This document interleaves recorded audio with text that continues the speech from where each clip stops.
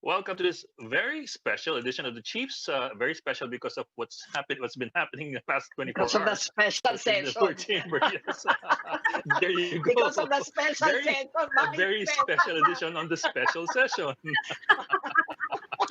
Ah, ay, Okay, with grabe. us, of course, our News 5 Chief Luchi Cruz Valdez and Philippine Star Chief Ami Pamintuan. Robbie Alampay will be joining us in a few minutes.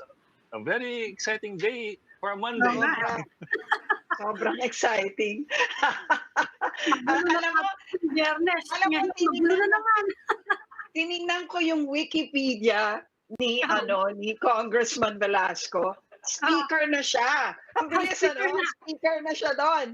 Tapos pati sa Congress, nagbago na. Lahat nagbago na. Binago na yun, Oo. no? Yung website? Yes! The official website of Congress? Ganun kabilis. Sabi ko, wow. Talagang, syempre, kailangan, simultaneous lahat. Di ba? Well, Question mo. Ano question Hindi is pwedeng Robbie Alampay, iniwan, kung Wikipedia yan, maybe even as we speak, ini-edit niya ng ibang kakampi ni... Baka bukas. Iba na Check mo naman. ngayon. Check mo ngayon. Nagbago Every na. hour, iba-iba. Every hour. Ay. Hour breaking well, the showdown bukas. pero- Oo, Bukas pero ang interesting din yung showdown. process kanina and there are some questions about the process kanina, although yun nga lang, the numbers do appear like they will render the process Pretty solid. moot. So, but there were still as well questions on the process kanina. Kasi the process kanina could be a precedent for future Yes, events in the Lord definitely. Chamber. Oh, definitely. It was actually against the House rules, di ba? Tsaka dapat pala yan, or so according to Congressman Wikipedia. dapat pala, dapat may consent ng Senate pagka nagko-call ng session sa labas. Dapat both houses should Yeah. give their consent. Ganun pa yun. It's the Senate Yeah. not consulted on this.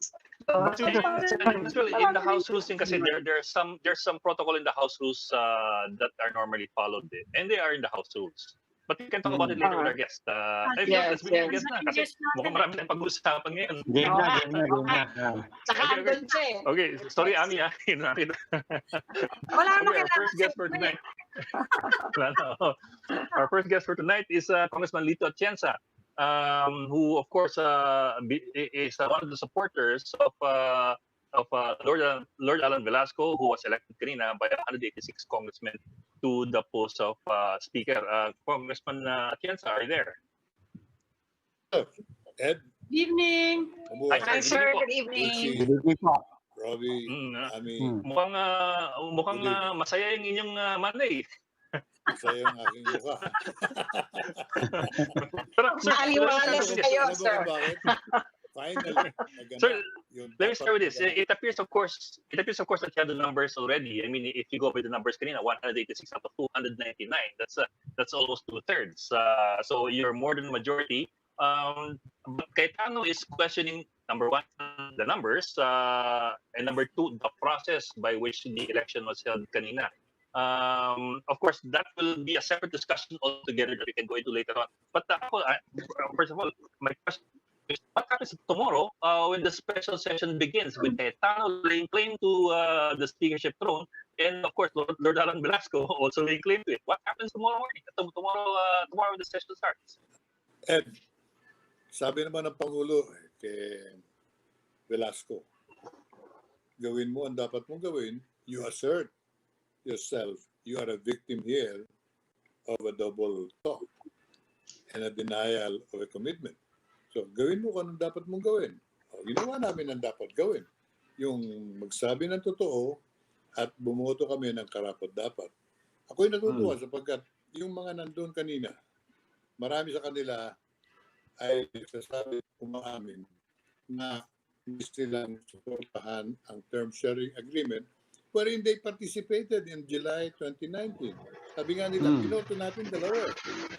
Si Cayetano at saka si Velasco. Nagkaroon ng 15-21. Kaya nga lumabas yung 15-21. Dalawa magiging speaker, yung isa 15 months, yung isa 21 months. bakit nagbago ng isip si Speaker Cayetano? Yun ang nag-umpisa ng lahat ng gusot na ito. Yan ang nakakuha ng galit ng ating Pangulo. Hanggang sa nag-iinit ang ulo niya nung nakaraang linggo, kinansela na yung budget deliberation, tinapos sa second reading, illegally. Yun ang illegal. Unconstitutional even. At tapos pinagbakasyon na kami prematurely. Yun ang illegal. Without even consulting the Senate. Yun ang sinasabi mo. We cannot possibly take a vacation just among ourselves, Congressman. So lahat ng ginawa ni Speaker Cayetano is to prevent the turnover. And so what do you do when you are faced with a situation like that? And then, actually, sir, I think a lot of people agree. Actually, I think a lot of people agree na dapat hindi nag-early vacation. I think a lot of people agree dapat hindi nag-early vacation, dapat tinapos ang budget eh. But that still brings me back to my point. Now, what will happen tomorrow kung magagawa yung dalawa over hindi magagawa. Whether it's the maze or... As far as the majority is concerned, and we should all be followed, there's only one speaker. Speaker Velasco. Because Pero Congressman, it's according to the agreement, it's according to the commitment, it's according to the elections we held today. So nobody can question that. When the majority decide, nobody can stand up and say that's illegal. Wala kaming ginawang illegal. Pinag-aralan namin lahat ng aming hakbang according to law, according to the rules, according to the Constitution. Congressman, if you don't mind, could you... Sina-challenge niya kayo yung legality. You're talking about the legality. Sinasabi nila you cannot change leadership outside the plenary. Saka kailangan in fact they're talking about taking they're talking about taking this to the Supreme Court. Yan ang katawa-tawa. We can change leadership anywhere. Wala yun saka kailangan daw ng na kapag ganyan meron kayong consent with the Senate. Kung mag-hold ng session outside. My point is this, simple. It's a simple issue. Go to court and test what you're saying. Don't lecture on us. We know our laws too. We know the rules. And we were very careful to follow all of these rules and laws. The Constitution is very clear on our side. Yeah. The majority of Congress comprise the Congress of the Philippines. Not the building, not the plenary hall, not the speaker who doesn't want to listen, who's committing so many tyrannical acts on all of us, belittling every member of Congress, depriving us of our liberty and freedom to participate. Lahat ba yan papayagan namin? Hindi. When you are faced with a situation like that, you have to act accordingly. Congressman, sabihin ng Pangulo, i-assert ninyo ang sarili nyo kung gusto ninyong kayo ang masunod. Hindi pwede yung maghihintay kayo kay Cayetano. Hindi na magbabago yan. Congressman, short of asking you to repeat yourself because you've touched on a lot of things that are important, could you just take time to explain to our people, to laymen who don't know the legalities and the protocols and so on, in your view, just explain to us how this happened. Because ang nakikita lang ng tao, teka muna, hindi naman kongreso yan, sa celebrity sports yan. And so, just explain it to us and in a simple terms, how has this been imbued with legality and all the protocols necessary? To start with, Congress is not the building. Congress is not the plenary hall. Congress are the members comprising the Congress. And the majority of members of Congress comprise the decision-making body of any Congress. Kaya yan po ang kalagayan where we are. When the Speaker is very unreasonable, we cannot even meet in the plenary hall. Saan kami magmi-meeting? Magsisay lalim ng puno, pwede. Maski na sa open space, pwede. Mabuti nga, nakakuha pa kami ng isang sports plaza where comfortably we were able to meet. But you cannot cite that silly rule. You cannot change leaders outside of Congress. Who said that? I don't know of any jurisprudence that supports that kind of a statement. I'm stating what happened and what should be done at this point in time. They should accept the decision of the majority because that is the voice of Congress. Okay, so paano mangyayari bukas niyan? Dahil talagang halatang-halata naman, sir, na banggaan no? Hindi tinatanggap yan ng kampo Nina, I don't even know whether to call him ex-speaker or current speaker, no? But hindi yun tinatanggap ng kampo nila Cayetano. So what can we expect tomorrow? Tomorrow will Well, certainly be the showdown, right? If they continue I mean, to refuse, you will expect some issues to be resolved. I don't know how at this point, but I hope Speaker Cayetano, in his sleep tonight, is visited by the Holy Spirit. Total, mahilig siya mag-cite ng Bible. What he has been doing to us is an injustice on the members of Congress, and that's why they came in droves stating that position.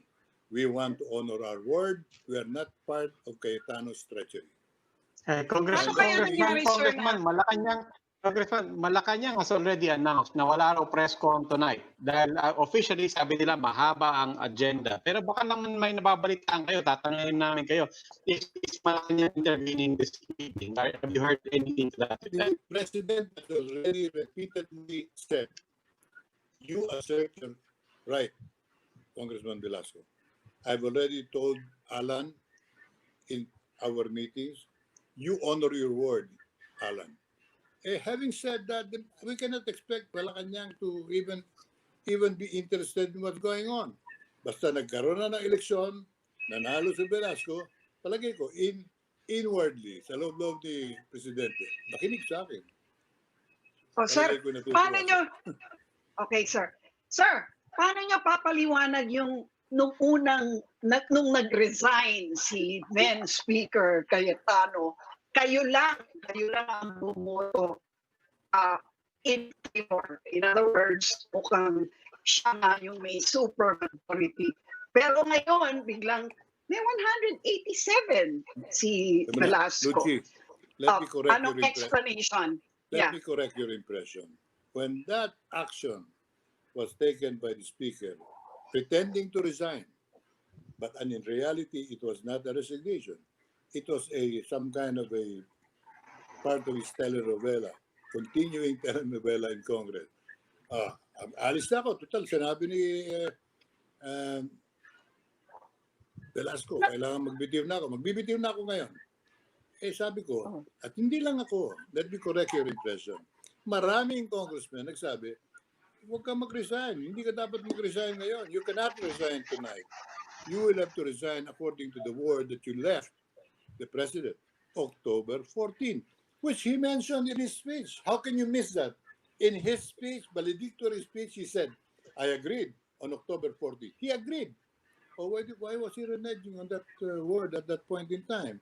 So when he said, I'm resigning now, I said, no, you have to be accounted for. You have to turn over the matters that are pending in Congress. Marami kang dapat gawin. October 14 ka pa dapat mag-resign.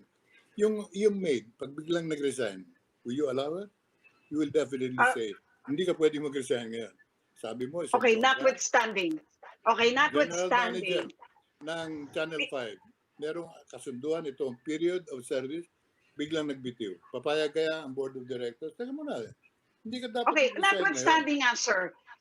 They were claiming 187 before. What happened to those? Paano nag-defect? Ano nangyari?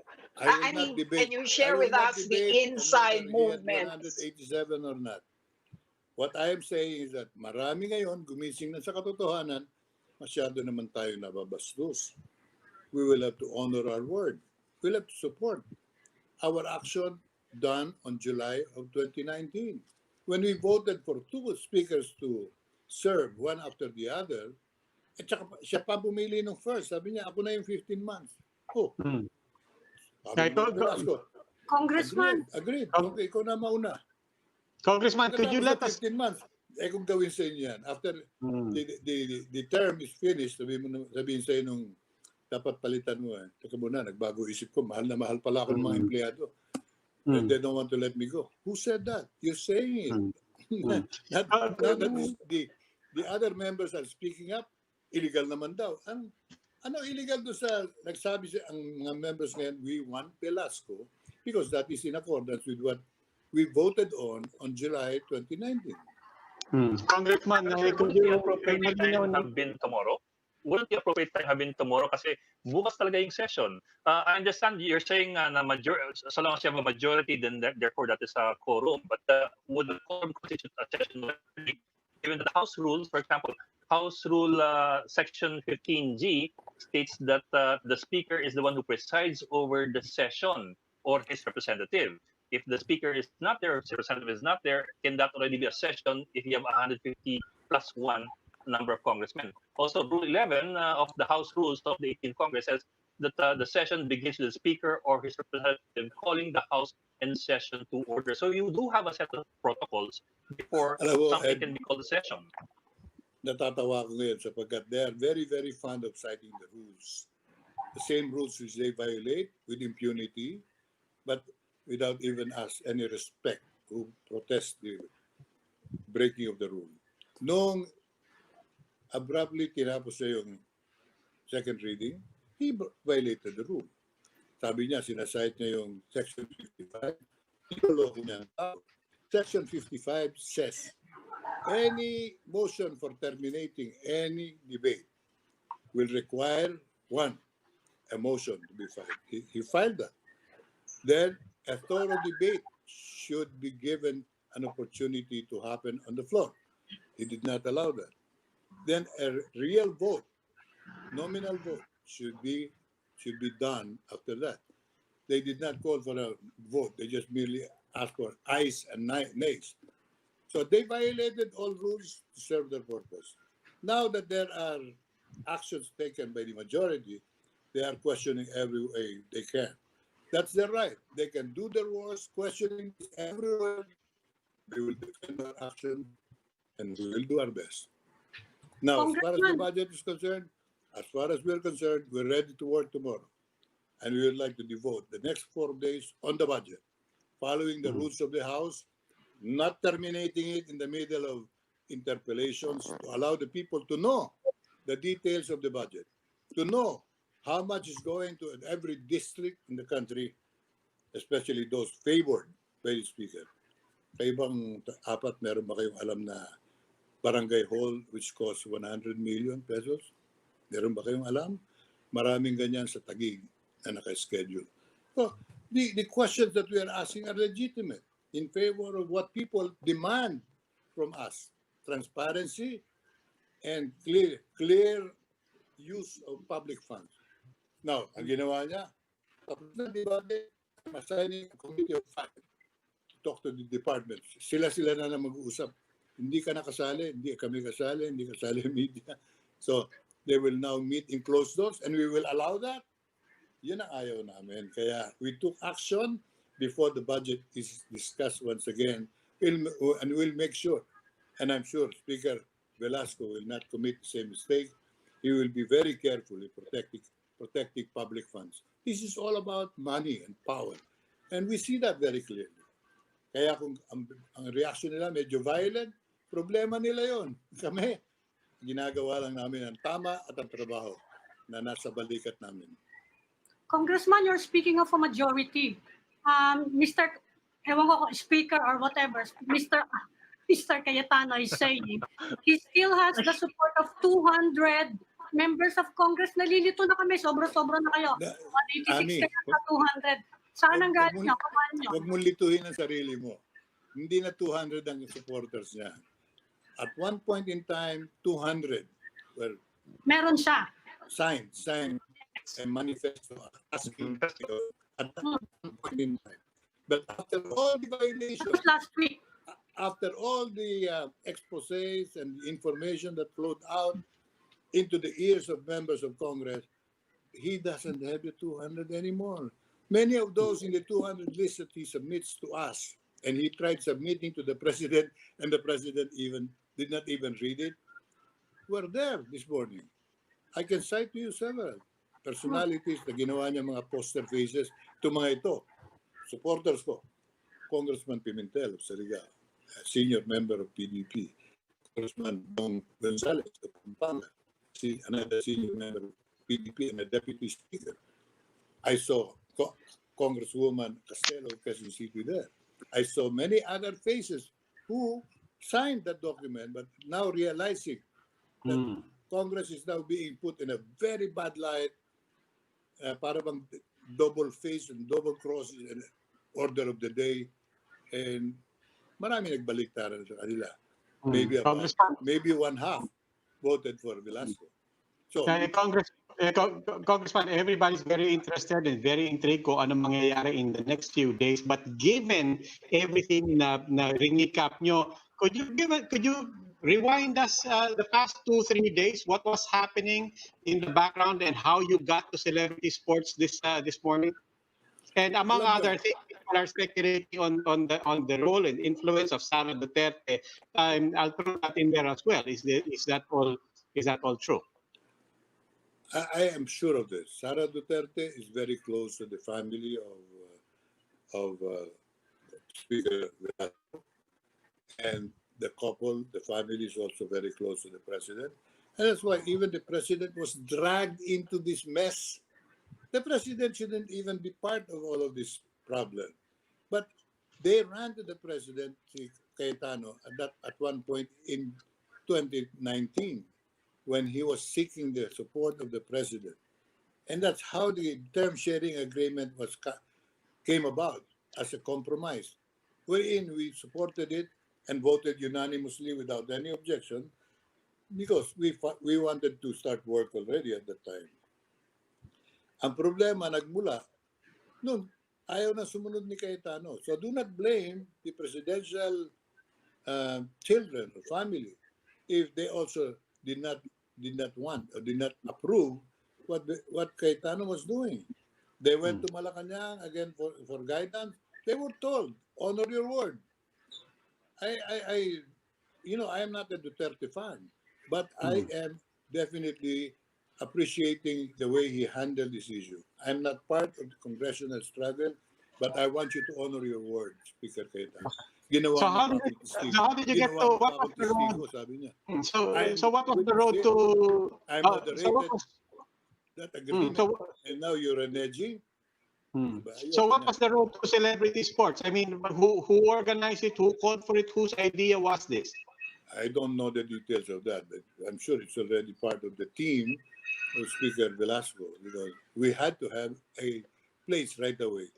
Our intention was to meet in Congress. We couldn't do it because sarado yung Congress. Yun, doon pa lamang magkaaway na kung ipipilit pa namin physically what seems to be impossible at that particular time today. So we had to have another place. And the sports complex is nearby, became very, very practical, and we saw nothing wrong in meeting under the tree if necessary, if we are to elect a new leader. And that's exactly what we did. Well, something like this had to be organized, ano? So nagtataka yung mga tao, kailan kaya nag-umpisa yon? Because Mr. Velasco was saying he met with the president. Pagkatapos po yun ng meeting nila, when he started organizing his support for this meeting that took place this morning. From the beginning, Ami, I've been speaking for the institution of Congress. Not for Velasco, not for Cayetano. Pero ayoko mong nangyayari. May double cross somewhere. And many congressmen were starting to feel that way in the past 3-4 days. Nung kami napagalitan ng presidente, lalo na. Para sa akin, malaking epekto yun. When Cayetano personally, on his own authority, just suspended the sessions and considered approved the budget on second reading.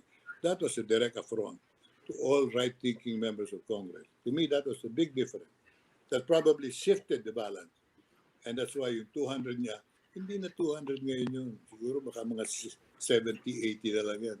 Because a lot of members of Congress realize Speaker Cayetano is not a leader. He is protecting himself, and in a defenseless situation, he insists on power. Power which we have already pulled out of his feet. He's no longer sitting on a throne. He is now finding himself in that situation. That's why he's challenging everybody. All I can say is that if he has an ounce of self respect. Hindi na siya magpipilit bukas. Total, he swears to high heavens. He's loyal to the president. He would like to serve the people. The budget is definitely something of a priority for him. Priority, pero why? Dapat budget ngayon. Why? Only he can answer that. But if he has an ounce of dignity and self-respect, and meron pa siyang plano sa politika, my best piece of advice, sundin mo na lang ang desisyon ng majority. Don't go against it. You have no way to go against it. The way I saw the temper of the members this morning, they will not allow any of these perceived violations take over what is correct, fair, just, transparent, which is how Congress should be behaving. So bukas lahat kayo nasa plenary tomorrow. Hindi Isa na pa sa yan. Isa pa bukas. yan. Pinipilit niya yung session, 25 members lang nasa floor, handpick niya every day. We have been wanting to attend session. The IATF will not allow. Why? Bakit ang malusog lang ba at ang may karapatang magsugal sa kanilang kalusugan ay yung kanyang 25 at yung kanyang handpick members of Congress who never said no to his silly ideas? What about the rest? So under the new leadership, we would recommend to Speaker Velasco, buksan mo na ang Kongreso. Otherwise, after the budget, magbakasyon na muna tayo. We are making ourselves susceptible to a lot of shenanigans within Congress and its proceedings if we continue to meet via Zoom, 25 hand-picked members on the floor, only selected by the Speaker. Baka matukso ka pa, Speaker Velasco, wag mong gawin yan.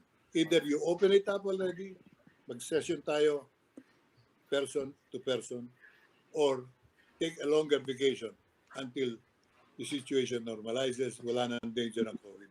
But I believe members of Congress are patriotic enough to risk their health, risk their lives, if necessary, to attend Congress and not to take a long vacation na hindi naman natin alam kailan matatapos ito. So you'll go to the plenary tomorrow? Of course.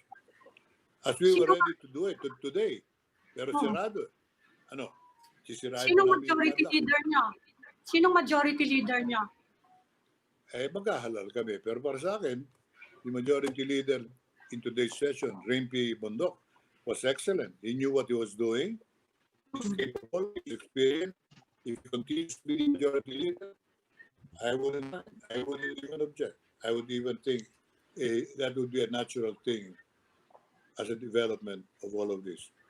Pero sir, I had the impression na hindi gagalawin yung ibang members. Sige, Lucy, go ahead. Lucy. What will happen to the budget now? What timeline are you going to follow? Will we still be able to pass our budget in time? We were already in an accelerated form on October 6th. We were already hastening, and each member was already participating and understanding enough that we had to finish the budget. When he arbitrarily, by himself, with himself, only himself, decided, tapos na ang debate.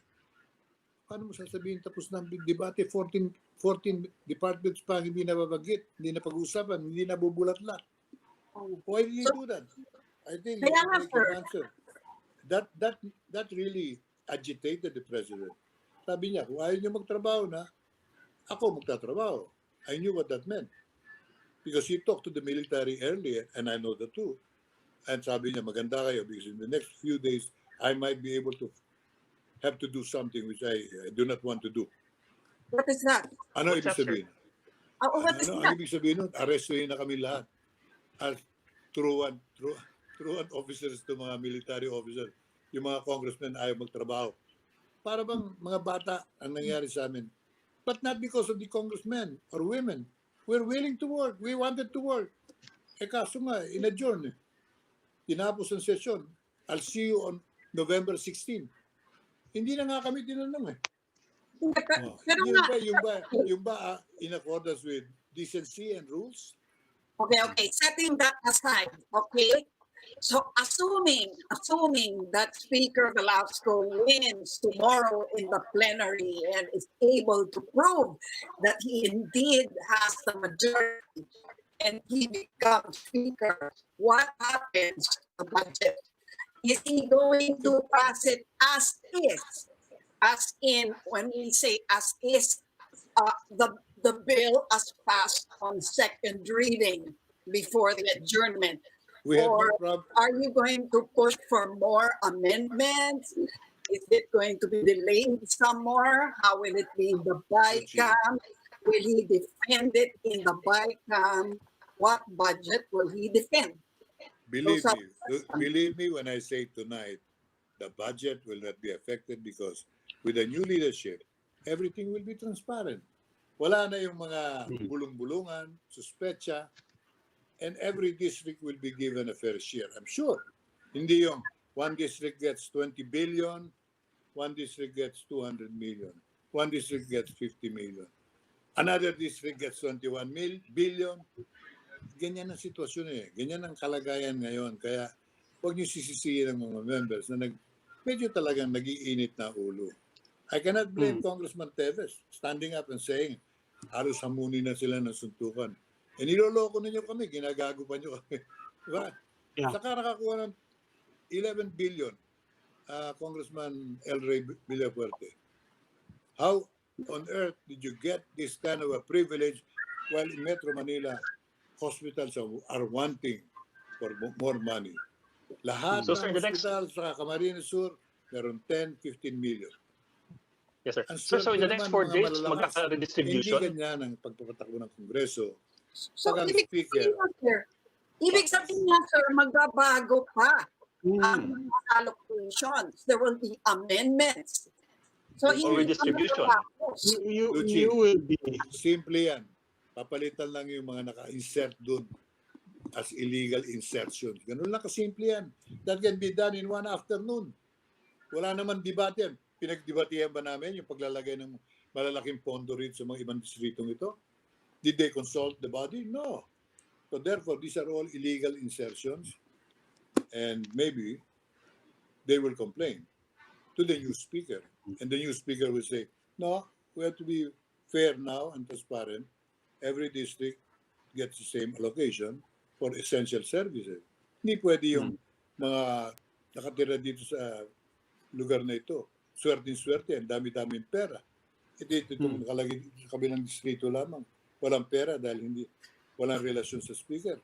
Hindi pwede yung ganun eh. Kailangan. Congressman, very basic question. What's the physical setup that we're anticipating tomorrow? Because as you pointed out nga, no, kanina yung mga nagpulong sa celebrity sports, that was more congressmen than people have seen in a long time. And when people are anticipating a showdown, they're literally picturing, susugod yung mga congressman doon, paramihan ng tao.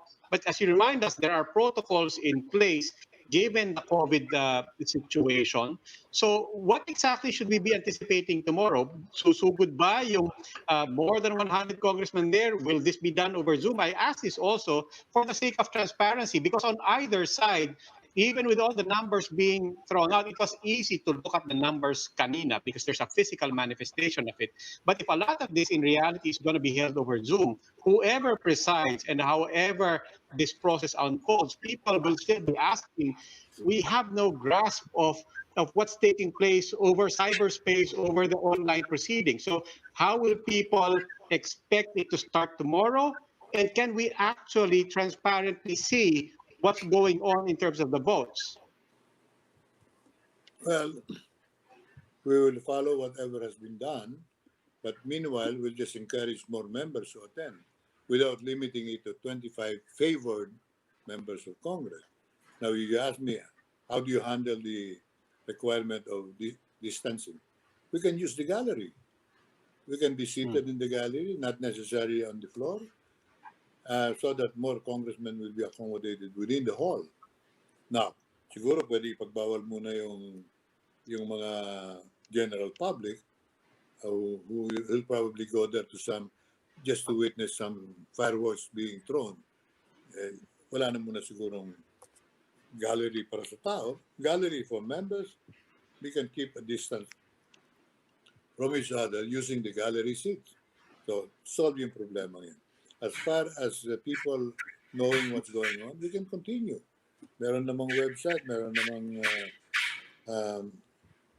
platform ang Kongreso where the public can access para po mapanood nila ang mangyayari bukas, ang proceedings ng Kongreso. So therefore, the public definitely will be given more access to Congress, and the members will be given more opportunity to be active participants in the budget making. Meanwhile, the timeline will have to continue, even if we have to work through the night. The budget has to be finished after 4 days. Para hindi masakripisyo yung pangangailangan for the pandemic. And we should be true to our word. We are concerned with the welfare of our people, then we should work and finish the budget on time. So personally, hindi pa pasado, kinikilala nyo ba na hindi pa pasado on second reading yung budget when you continue tomorrow? Hindi pa pasado. O so hindi na kinikilala yung nag-assign siya ng mga tao niya makipag-negotiate sa mga department to complete the interpellation among themselves. So you're not going to recognize you're that. A very, very experienced media leader. Do you agree that budget should be discussed in the privacy of offices, or would you rather that the second reading be done according to rules and the law? It should be discussed in an open fashion where the public can know the figures being discussed, and there'll be no room for negotiations if it is witnessed by the public, the whole proceeding. Yun ang gusto ng maraming congressmen. Hindi yung ginawa niya. He has created the small bodies. Sila na bahala. Masisipag yan. So magkakaroon ng... You're talking about 4.5 trillion pesos. This is the biggest budget the Philippines will ever have. So allowing just a group of people to talk about the details of the budget, baka madalas magamit yan. Paano si Eddie rin sa usapan na yan? Sino si Eddie? Eddie kami. Paano kami? Kaya nga, sir. Let's avoid that. We're opening the public. So you're saying that the whole process. Okay, sir. I just want to be clear. So you're saying that the budget is not yet passed on second reading. Definitely. Oh, so balik tayo doon. Okay. That's all. So when you convene, you're back to the committee. Let's clearly state the parliamentary situation. He suspended further deliberations on the interpellation portion. So that makes the budget still hanging. But ang sagot niya dyan, but I have created a special committee of what, 3 or 5? Na sila makikipag-usap na lang.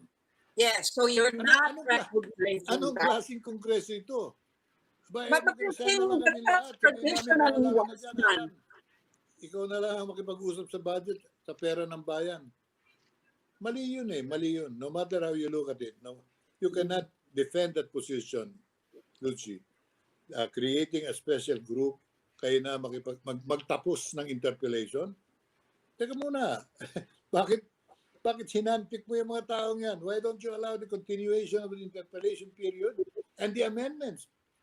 Lahat yan matatapos yan on time if you only allowed it. But he put an end to it, nagtantrum siya, he threw everything up in the air, ayoko na. At magbabakasyon tayo. We'll see you on November 16. Is that a correct attitude from a leader or a dealer? Pero sir, in which case, how do you roll back what was done noong October 6? Kasi if I do recall correctly, there was a motion to pass it on second reading, and it was passed, and that was it. So how do you roll that back? We'll have to double back a little bit and correct whatever is deficient in the whole process. Otherwise, it is susceptible to legal questions, and that would delay the budget. Alam ko nasa isip ng Pangulo. Pag ito kinestyon, hindi lulusot ito. delayed na ating budget. Reenacted na tayo. So, before that happens, we have more than enough time to double back, do things properly now, in accordance with the Constitution and the rules that we follow, and the bicameral working together in the Senate and the House, and we will be able to finish this budget. We have a lot of time yet. Talagang kinapusan tayo dahil nagdeklara ka ng hindi lang 1 month vacation, extra 10 days pa. So actually, 40 days vacation. That's what caused this mini crisis situation. And that's what precipitated the presidential intervention, to the embarrassment of many members of Congress, para tayong mga bata. All because of one man. I'm sorry to tell him, that may have caused many of our members to shift their thinking. Teka muna, hindi na pwede talaga ito siya. No? He is so busy just to protect his turf and his position to the point of endangering already the integrity of the whole Congress. And if he lost support in today's deliberation, I can only estimate, marami na talagang na-disappoint, nagsisisi siguro sila, the manifesto yun. My presence here anyway will change that picture. I am voting for Velasco now. Okay, sir. Maraming salamat po. Buhay Party List Congressman Lito Atienza, sir. Thank you for joining us today. Anyway, maraming salamat sa inyo. Pero we all stick to what is right and what is democratic and what is legal and constitutional. Huwag natin pabayaan na isang tao mamayagpag sa lahat ng bagay. Alam naman natin ang kanyang motivation. It's all about power and money, a lot of money. So we, members of Congress, should be on the guard on these matters, whether it's Congressman Velasco, but especially Congressman Cayetano. We will have to be on double tiptoe to see to it that this budget is passed according to law. Thank you for the opportunity. Okay. Maraming salamat po. Salamat po. Matindi talaga sila di sports, no? Hindi lang pang politika, pang sports pa. Joke. Okay. Babonig din eh, babon. Okay, we'll just go into a gap, so please stay with us.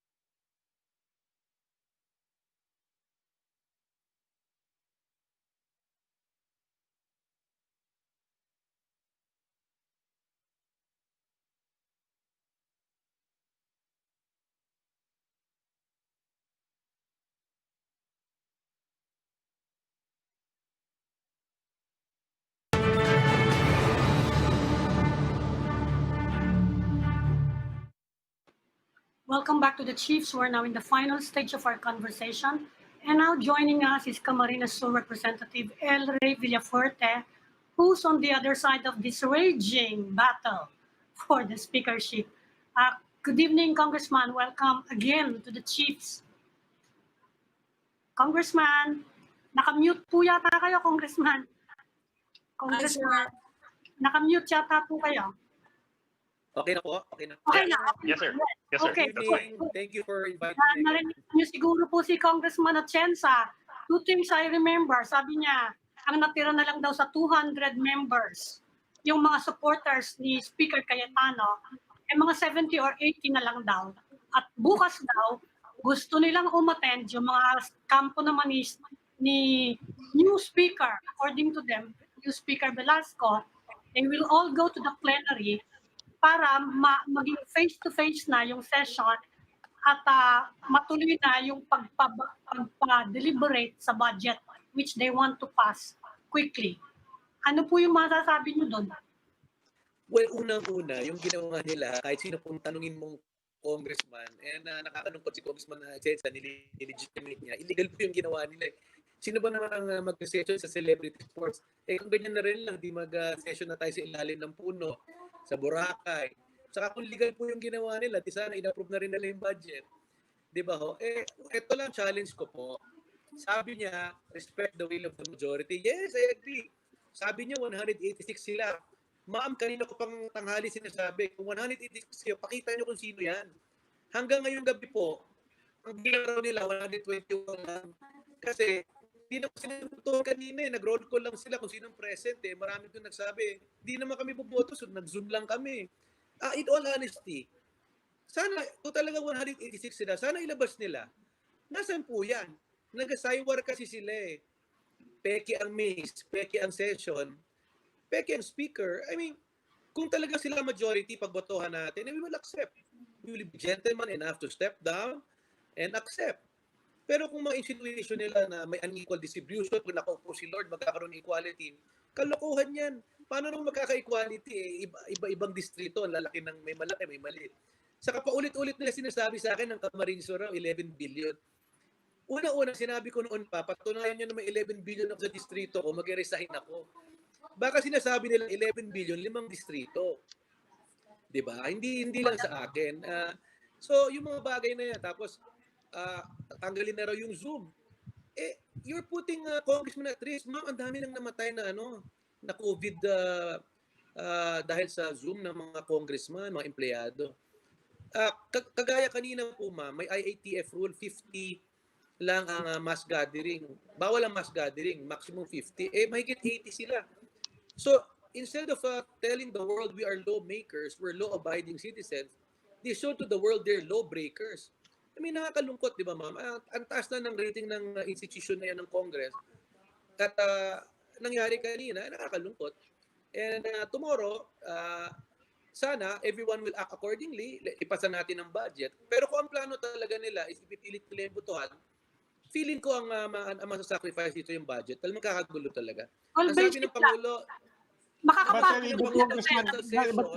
But Congressman, is there a way? Is there any way around a showdown vote?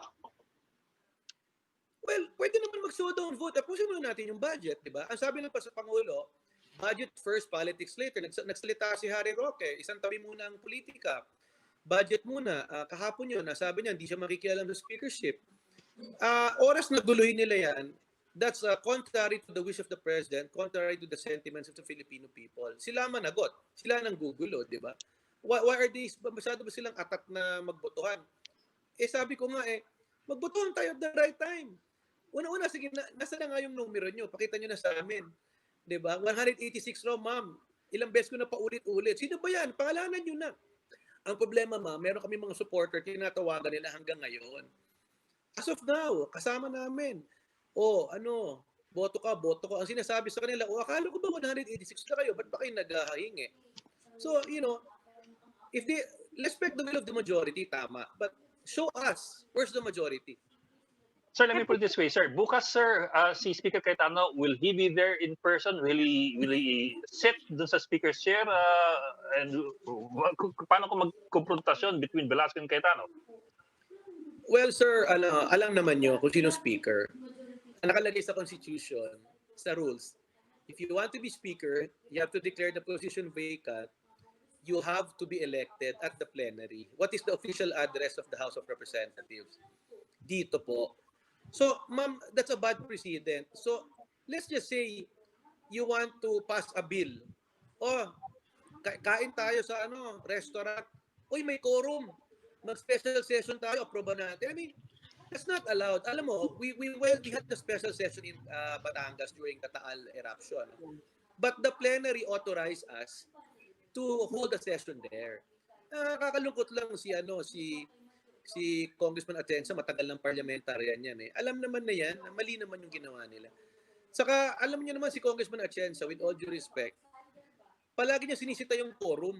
Nagagalit siya sa mga congressman na absent. Minsan hindi nga niya sinita na palaging absent si Congressman Velasco eh. Ngayon, he's praising him high heavens. I mean, let's be consistent with what we say, di ba, ma'am? Paano yun? They want to go to the plenary tomorrow. Papapasukin ba sila? Oo naman, ma'am. Everyone has a right.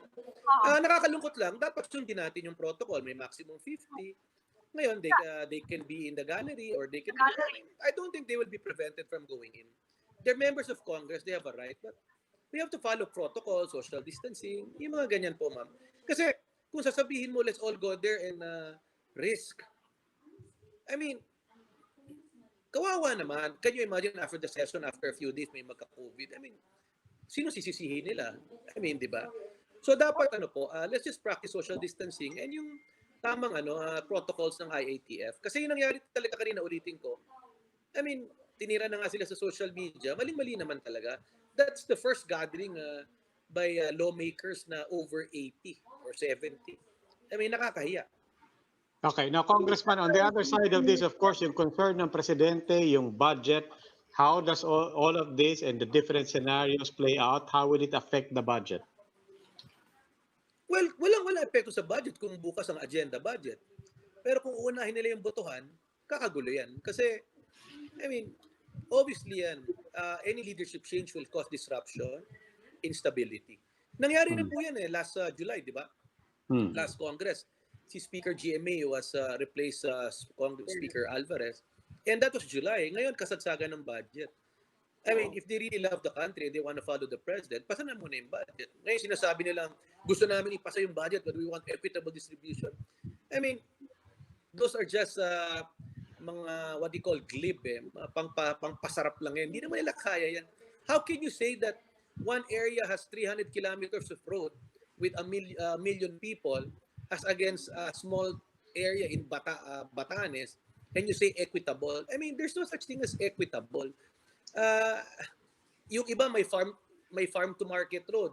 So you're saying ang Manila NCR wala namang farm, bibigyan mo ng farm to market road.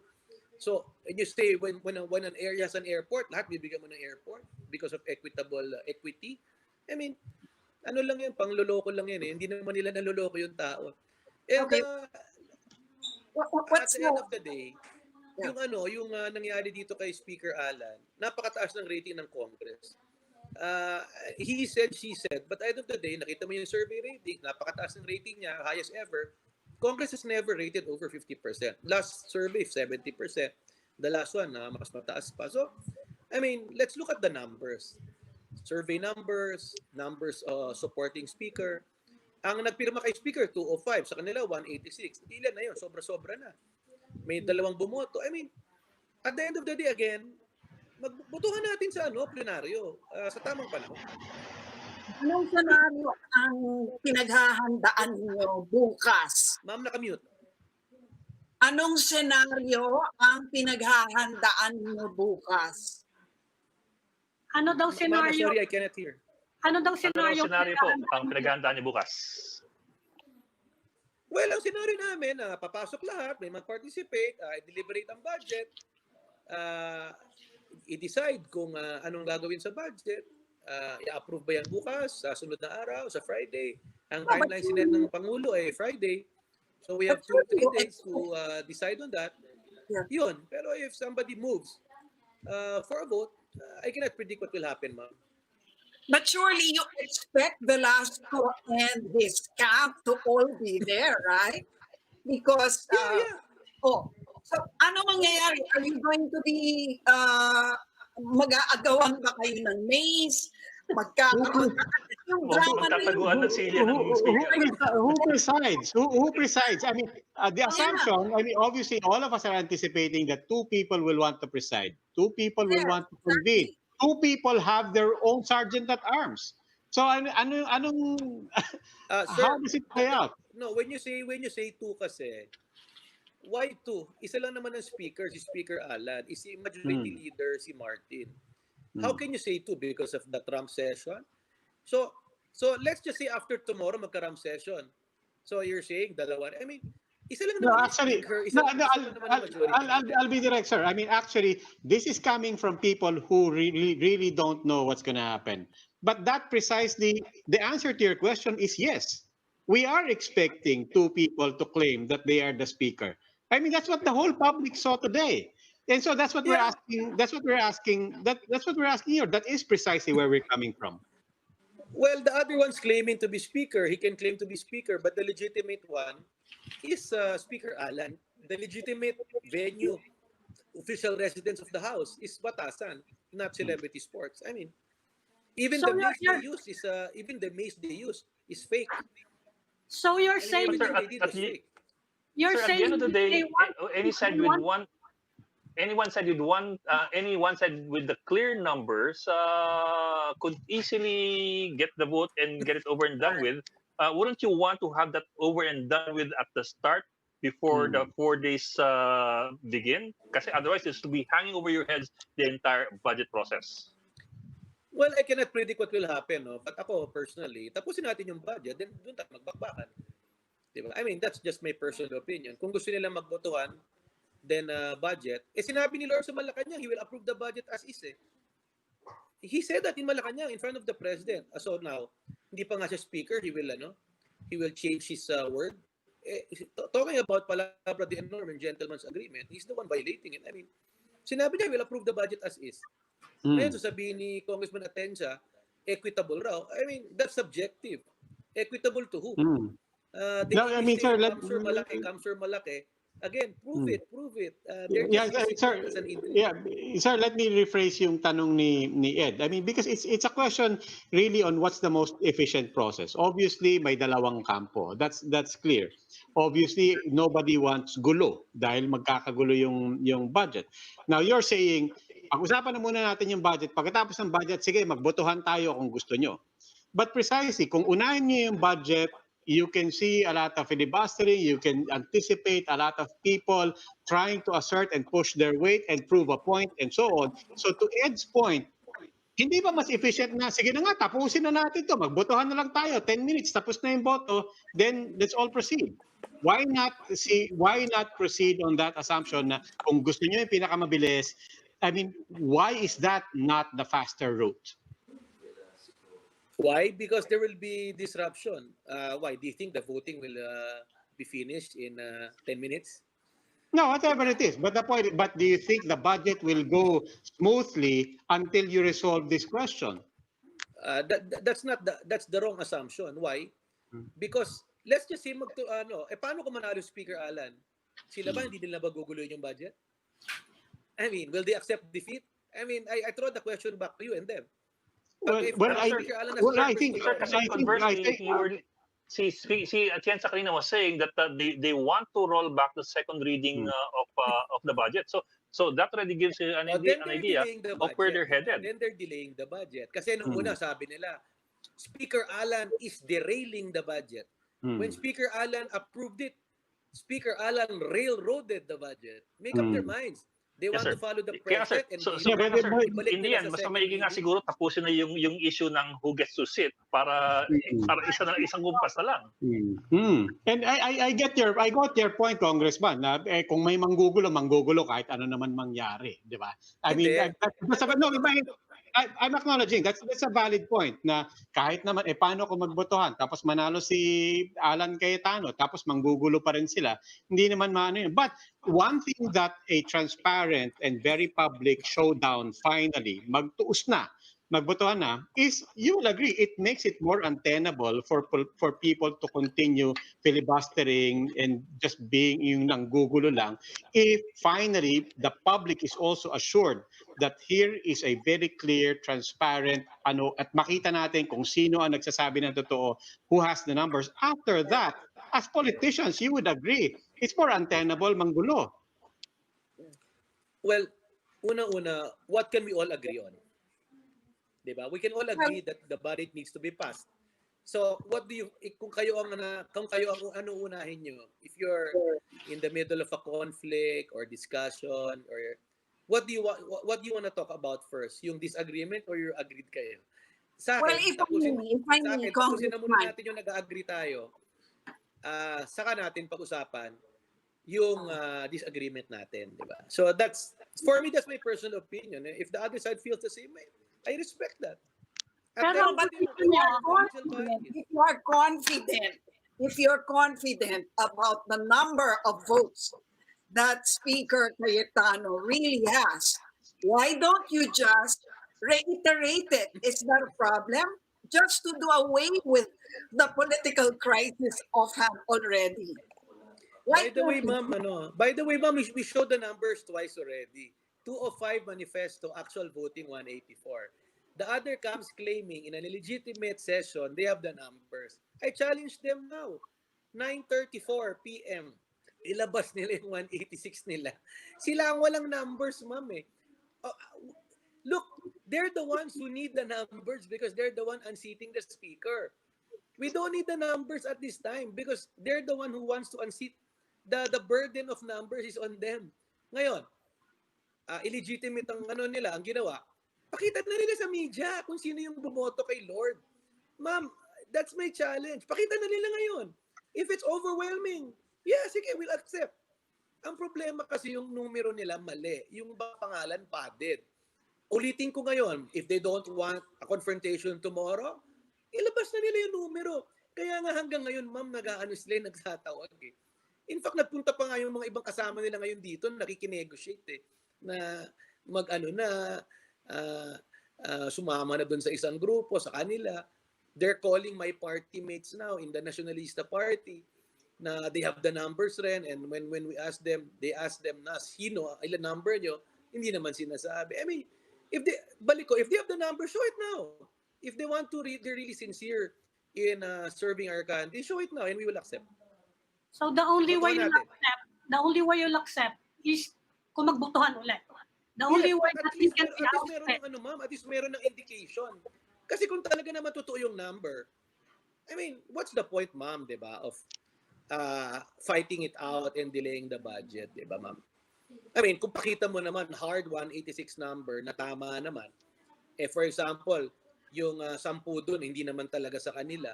I mean, sino niloloko nila? I mean, that's where the problem is. Pero kung nakita namin, hard numbers, 186, sinabi na ni Speaker yan eh. Last week eh. If you have the numbers, he will step down. But if not, let's work together. I mean, di ba? Pakita na nila yung numero ngayon. Si Congressman Atienza, kung makasalita, yung numbers nila overwhelming, pakita nyo na sa amin. And we will not insist. So, botohan bukas sa plenary.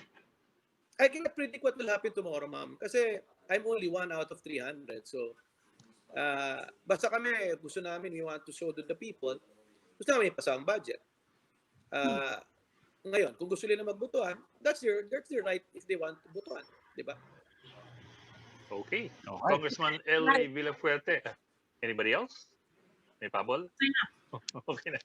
Congressman Villafuerte, maraming salamat po for joining us tonight. Fascinating discussion. Thank you, sir. Thank you. Salamat po. Thank you. Okay, exciting din pala bukas. Wala nang panahon for ban. Diba? Walang press con tonight. In-announce ng Malacanang kanina. Officially, mahaba raw ang cabinet meeting, pero hindi natin alam. But we'll see.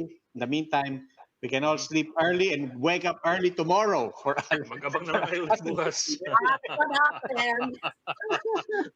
And I suppose our topic again tomorrow will be about this. Okay. That will be all for this special edition of the Chiefs. We hope what was discussed here will keep the conversation going. I'm Adling Gaupo News. I'm Mami Pamintuan of the Philippine Star. I'm Lucy Cruz Valdez of News 5. I'm Robbie Alampay. We are One News.